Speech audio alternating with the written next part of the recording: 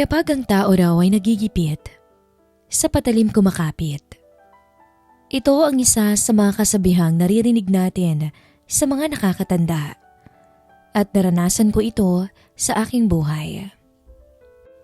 Isang karanasang muntik nang sumira sa pamilyang binuo ko.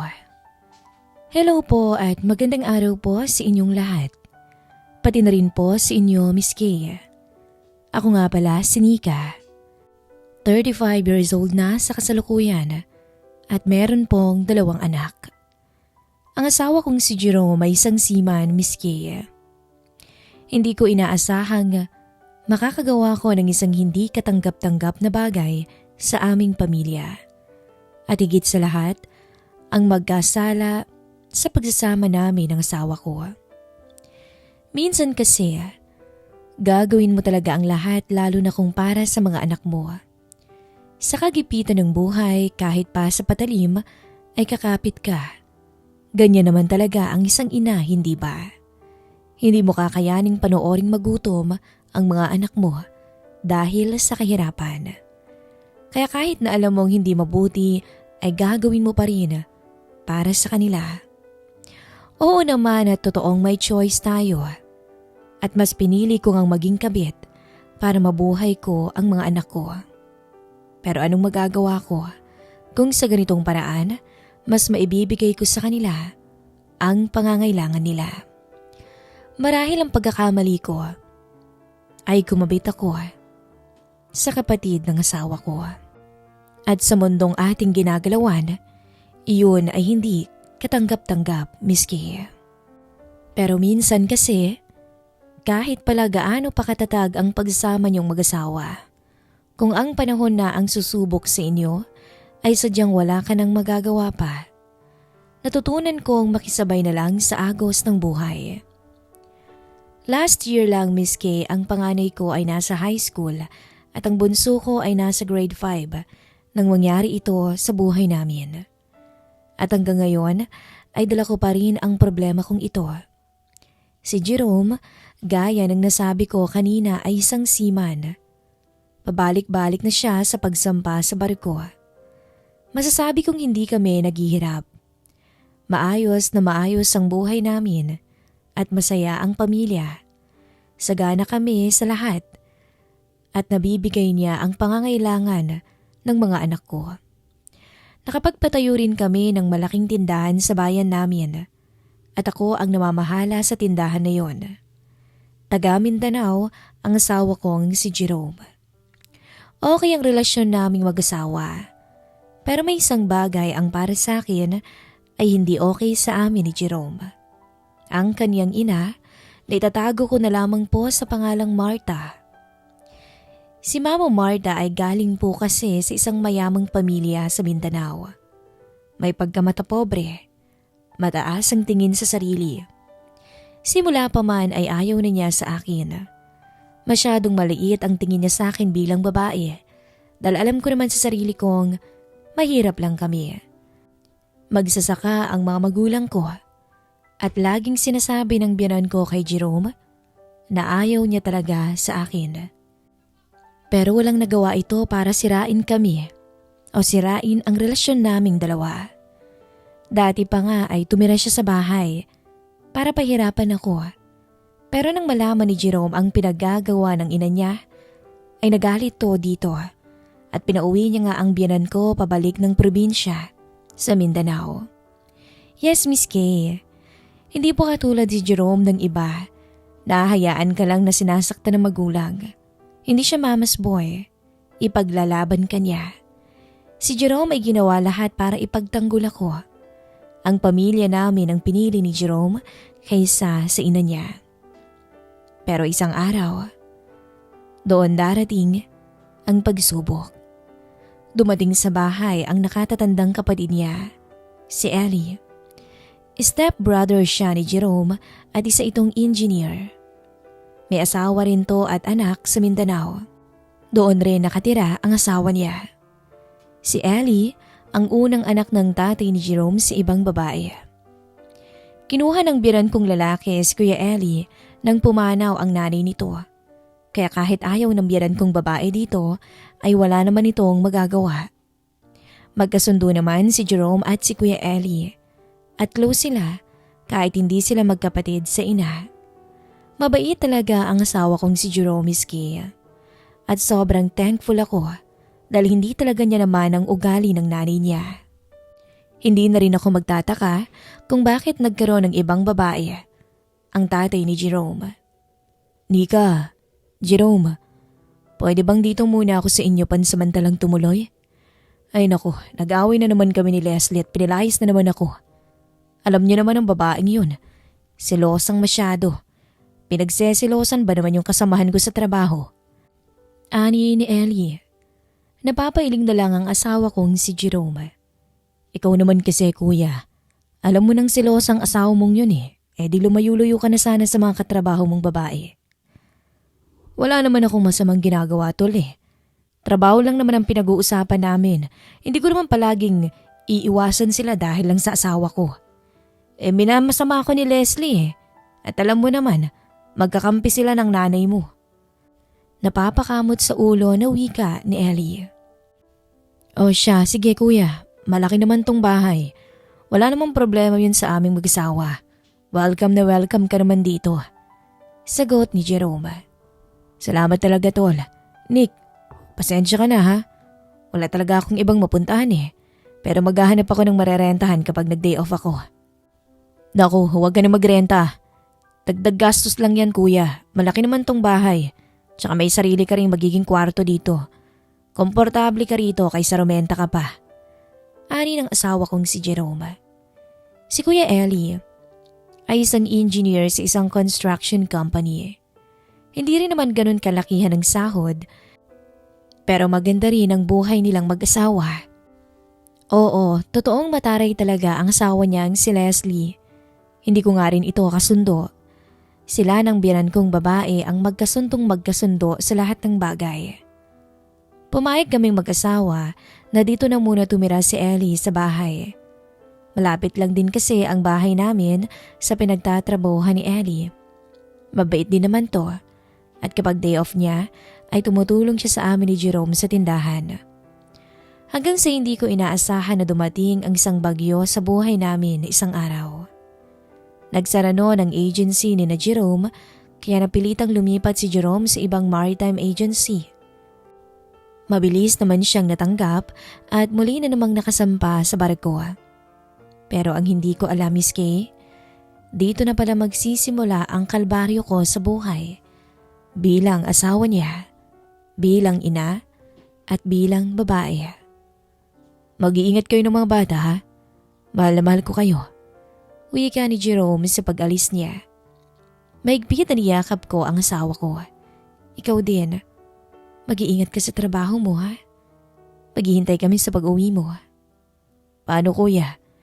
Ikaw na munang bahala sa kanila habang wala ako dito. Bilin pa ni Jerome kay Ellie. Ang biyahe pala ng asawa ko ay Europa. Sa Lisbon, Portugal. Mga iba't ibang uri ng gamot ang sakay ng kargo nila.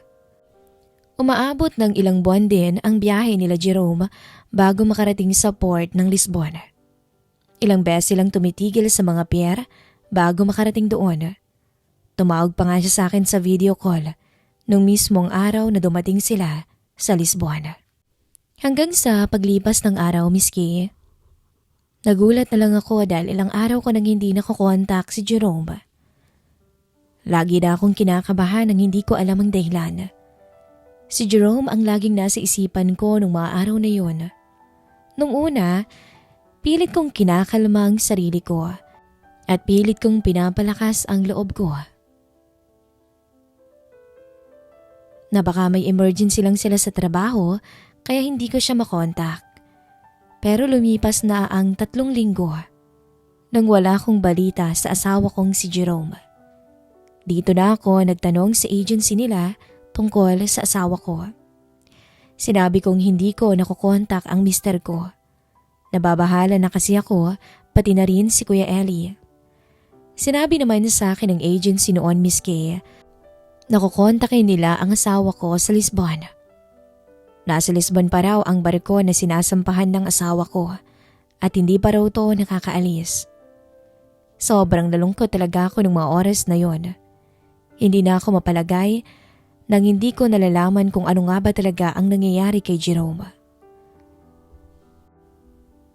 Hanggang sa sunod-sunod ang problemang dumating sa buhay ko. Nagkasakit ang panganay kong anak at nasunog ang grocery namin sa bayan. Hindi ko talaga alam ang gagawin ko noon, Miss Kay. Hirap na hirap ako. Stress na stress ako sa lahat ng nangyayari sa buhay ko ngayon. Pero nandyan si Ellie na sinusuportahan ako at hindi ako iniwan. Lagi siyang nasa tabi ko nung mga oras na yon. Lalo na nung nasa ospital ang panganay kong anak dahil nga na dengue. Si Ellie ang naging katuwang ko sa lahat ng problemang dumating sa buhay ko, Miss Kay. Naging abo ang grocery na pinaghirapan namin ng asawa kong si Jerome. Wala akong naitabi. Wala akong naisalba kahit na ano sa mga paninda ko. Gabi kasi nung mangyari ang sunog noon. Short circuit ang naging dahilan ng sunog. Ang tira ay ang skeleton na lamang na tindahan ko. Huwag ka mag-alala, Nika. Hindi ko kayo pababayaan ng mga bata. Tsaka tiwala lang sa Diyos na walang mangyayaring masama kay Jerome doon. Ani ni Kuya Eddie na pinapalakas ang loob ko. Ang sabi sa akin ng agency nila, bumaba daw sa Lisbon ang asawa ko at hindi pa to nakabalik. Hindi raw nila makontak at hinahanap pa. Nag-report na raw o na-report na raw nila ang pagkawala ni Jerome sa Portugal na sobrang kinakalungkot ko.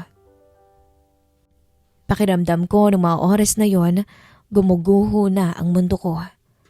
Ang daming mga tanong na gumugulo sa isipan ko at ang pinag-aalala ko sa ngayon ay kung paano ko bubuhayin ang mga bata. Wala kaming naipundar ni Jerome dahil lahat ng savings namin ay sa grocery na punta. Sa pagpapalaki ng grocery na naging pangunahing pinagkukunan na namin ng pang-araw-araw. Ipambayad sa mga bills ko sa bahay ay nahirapan na ako. At higit sa lahat, sana ako ngayon ang kukuha ng pang-araw-araw na pagkain ng mga anak ko, pati nang bayarin sa eskwelahan. Dati akong nagtatrabaho sa opisina bago kami nagpakasal ni Jerome. Pero tumigil ako sa pagtatrabaho ko nang magbuntis ako at magkaanak kami. Naging full-time housewife na lamang ako noon, Miss Kay, ng ilang taon. Kaya hindi ko talaga alam kung paano babalik sa dati. Kung ano bang gagawin ko. Para akong name-mental block ng ilang araw doon at lagi akong natutulala. Kailangan mong lubaban sa buhay, Nika. Alalahanin mong ikaw na lang ang inaasahan ng mga bata ngayon. Wika ni Ellie sa akin. Sa totoo lang, Miss Kay, kung wala si Ellie, baka kung ano nang nangyari sa akin, baka nagkanda depressed na ako. Ngayon, lahat ng pangangailangan namin si Ellie ang nagbibigay. Hanggang sa isang araw, umuwi itong nakainom. Hindi naman siya yung tipong lasing na lasing. Nakainom lang talaga siya ng koonti. Tulog na rin noon ang mga bata. Napansin kong sobrang lungkot ni Ellie kaya tinanong ko siya kung ano bang nangyari sa kanya. At doon nga niya sinabi, pakiramdam niya raw may iba ng lalaki ang asawa niya sa probinsya. Dahil hindi na nga raw to nakikipag-usap sa kanya at kahit i-chat niya hindi to nagre-reply. Ilang beses na raw niya itong kinontak pero hindi naman siya nire-replyan. Nagulat na lamang ako noon, Miss Kay, nang ginagap ni Ellie ang isang kamay ko. Mainit ang kamay niya, yung init na para ba akong kinukuryente at nakakapagtakang may kung ano kong naramdaman habang hawak niya ako. Mabuti ka pa, Nika. Hindi mo sinusukuan si Jerome kahit na 2 buwan mo nang hindi nakakontak ang kapatid ko. Nagulat pa ako nang dinala ni Ellie sa kanyang pisngi ang kamay ko at doon ay para siyang batang napasubsob sa mga kamay ko. Sana isang babaeng kagaya mo ang napangasawa ko. Napakaswerte ni Jerome sa iyo, Nika. Siguro kung hindi ka naging asawa ng kapatid ko, baka niligawan na kita para ipalit sa asawa ko. Isa siyang pagkakamali sa buhay ko, Nika. Ano bang ibig mong sabihin? Ngunit sa halip na sagutin niya ang katanungan ko, ay hinila niya ako at dinampian ang halik sa labi. Saglit lang naman yun, Miss Kay, ngunit kakaiba ang dinulot sa akin noon. Isang hindi maipaliwanag na pananabik sa bagay na dapat ay kay Jerome ko lamang nararamdaman. Bigla kong naalala ang asawa ko, ang sitwasyon namin ng mga anak ko, kaya naman mabilis akong lumayo. Hindi ito ang solusyon sa paghihirap namin ng mga anak ko. Kailangan ko magtrabaho para mabuhay kami, lalo na ngayon na wala akong maasahan. Hindi naman ako pwedeng habang buhay na umasa kay Ellie. At isa pa, galit na galit ang biyanan kong babae. At ako ang sinisisi. Wala daw akong kwentang babae at asawa dahil pinabayaan ko si Jerome. Patong-patong ang nagiging problema ko. Patong-patong ang mga isipin ko. Ellie, asawa ko ni Jerome. At mali yan. Pagkasabi ko noon ay kinilabutang pumasok ako sa kwarto namin ni Jerome at doon ay bumuhos ang maraming luha sa mga mata ko. Sobra-sobra na ang pangungulilang nararamdaman ko. At baka ito pa ang maging dahilan. O baka ito ang dahilan kung bakit ako nakadama ng ganun kay Ellie. Bukas na bukas ay kaagad akong sinagawa ang plano ko. Ang maghanap ng trabaho para mabuhay kami. Nag-apply ako sa mga opisina. Kahit saang may hiring, pero nakakapanlumo. Dahil natapos na lang ang buong araw na yon, ay umuwi akong walang tumanggap sa akin sa trabaho. Laging sinasabi sa aking tatawagan na lang daw ako. Pero alam ko, hindi na. Siguro dahil matagal akong nabakante. Matagal akong naging housewife. Dumating ako nun sa bahay na gusto ko na lamang umiyak. Lalo na nung sinabi pa ng panganay kong anak, may kailangan daw bayaran sa school. Wala na akong ibang choice kundi isanla sa pawn shop ang wedding ring namin ni Jerome para makabayad ako sa school ng anak ko at may magamit na rin kami kahit papaano. Kinagabihan nga, dumating si Ellie na may dalang groceries. Nakasahod na raw siya at inabot sa akin ang pera niya. Pero, Ellie, bakit mo binibigay sa akin to? Takang tanong ko sa kanya noon. Gamitin mo yan para dito sa bahay. Para sa mga bayarin mo. Para may magamit ka sa pangangailangan ng mga bata. Pero may pamilya ka. May asawa ka. Napasinghap na lamang ako, Miss Kay, nang lumapit siya sa akin. Dama ko ang mainit niyang hininga. Ayaw na ni Leslie sa akin, Nika. Dahil may nakita na siyang mayaman. Hayaan mo na. Ako na munang mag-aalaga sa inyo ng mga bata habang wala pa rito si Jerome. Pwede ba yun, Nika? Pero mali eh. Asawa ko ni Jerome. Kapatid mo siya. Nika, wala si Jerome sa tabi mo. Ako itong nasa tabi mo ngayon. Hayaan mo na akong mag-alaga sa inyo. Huwag ka nang maghanap ng trabaho. Alagaan mo na lamang ang mga bata. Pagkasabi no ni Ellie, ay mabilis niya akong hinalikan sa labi. Gulat na gulat ako nung una, pero hindi ko naman siya nagawang itulak palayo. At alam kong mali, Miss Kay, pero hinayaan ko siya. Hanggang sa ako na mismo ang humilas sa kanya, papunta sa kwarto naming mag-asawa. Hindi ko alam kung bakit ko nagawa yon, pero nung gabing yon, Miss Kay, paulit-ulit kong binigay ang sarili ko sa kanya. Paulit-ulit naming ginawa ang mga bagay na dapat sana ay kay Jerome ko lamang ginagawa.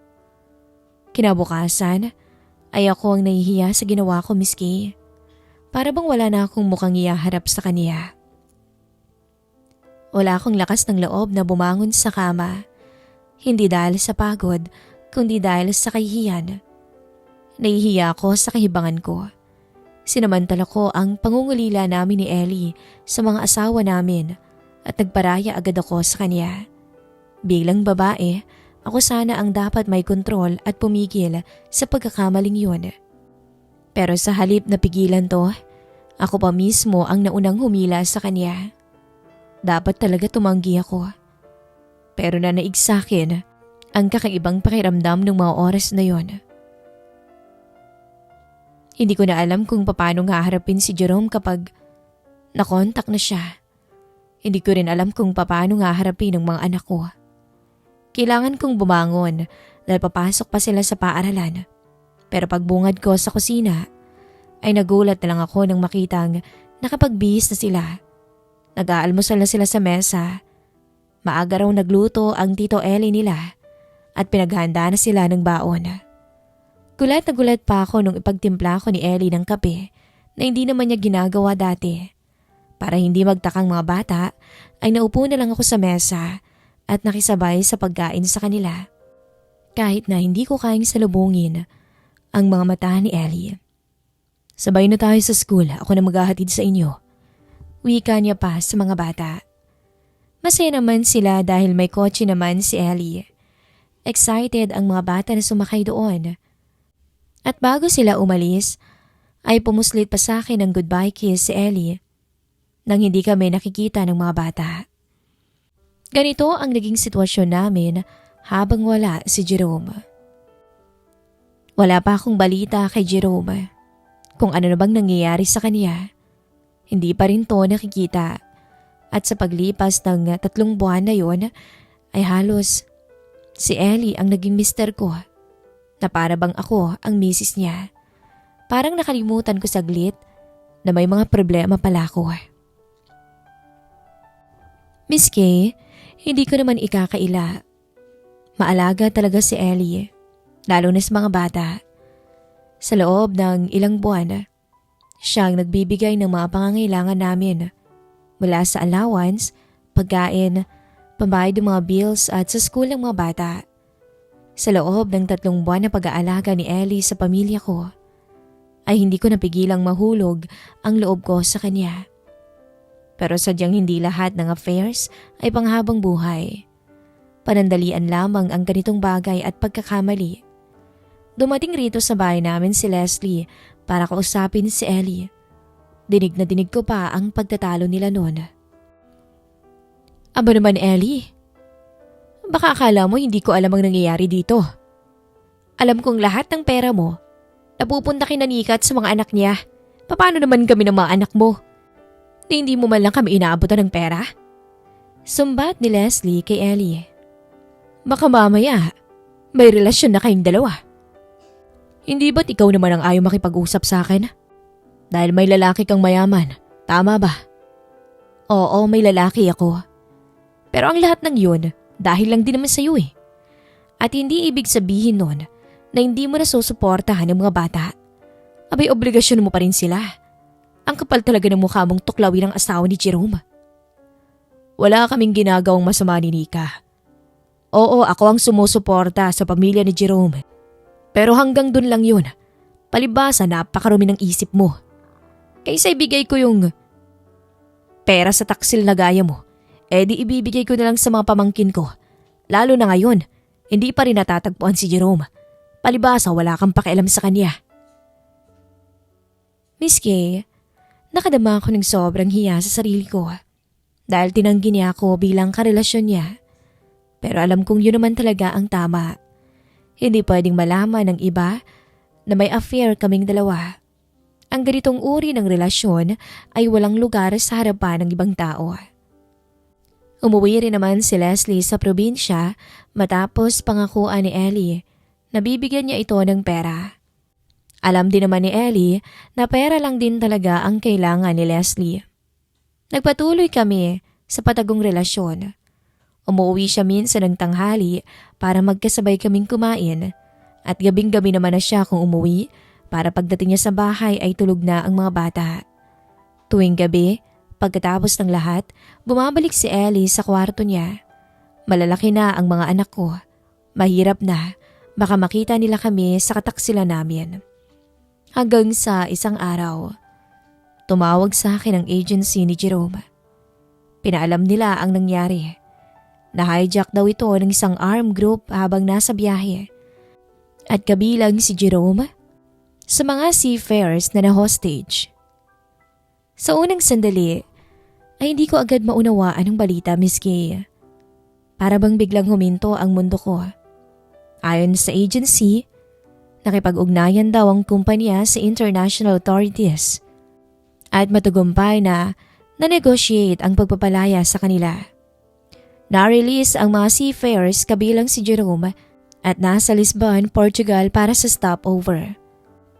Doon sila sumailalim sa medical check-up at psychological debriefing dahil sa trauma na kanilang naranasan. Sinabi rin ng agency na maayos ang kondisyon ni Jerome, ngunit kailangan muna niyang magpahinga bago siya pauwiin ng Pilipinas. Magbibigay din sila ng tulong at suporta sa pamilya habang nasa recovery phase pa siya. Habang pinapakinggan ko ang lahat ng iyon noon, Miss Kay, hindi ko alam kung matutuwa ba ako dahil buhay siya o mangangamba dahil sa dinanas niyang trauma. Buhay si Jerome, pero alam kong hindi na siya babalik ng tulad ng dati. Sa paglipas pa ng panahon, ang buong akala ko ngayon na makakauwi na si Jerome ay matatapos na rin ang kalokohan namin ni Ellie. Pero parang nasanay na ako sa kanya. Nagustuhan ko na siya at mas lumala pa nga ang atraksyon ko sa kanya. Kaming dalawa pa nga ni Ellie noon ang sumalubong kay Jerome.